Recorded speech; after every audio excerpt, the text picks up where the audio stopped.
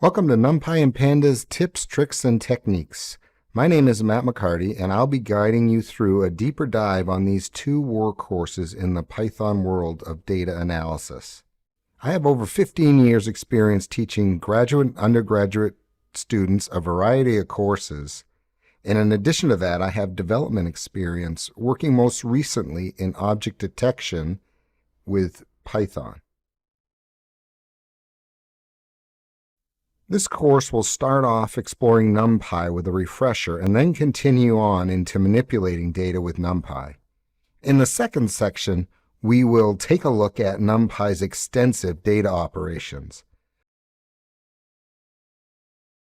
We'll then spend the rest of our time working with Pandas, again, starting with a refresher. We'll continue on in section 4 looking at subsetting and aggregation. And then in section 5, we'll take a look at working between Excel and Python to get our work done more effectively and efficiently. In section 6, we'll look at SQL-like syntax and data merging operations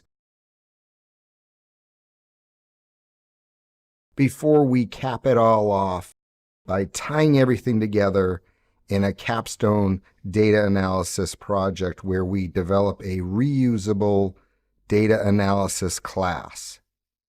So the goals we have here is to take a deeper dive into these two workhorses, as I mentioned earlier. And we want to learn how to work more effectively and efficiently with our data. Now, your data is going to look different than my data, but hopefully the examples I'm going to show you here will be generalizable out to your projects.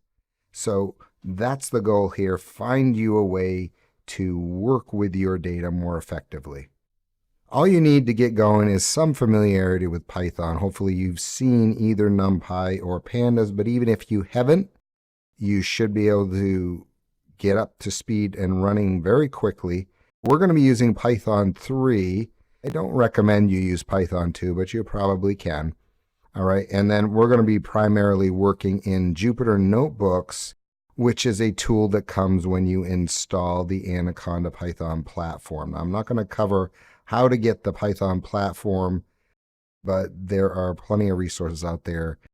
Go to anaconda.com and download the latest package for Python 3 that is compatible with your system.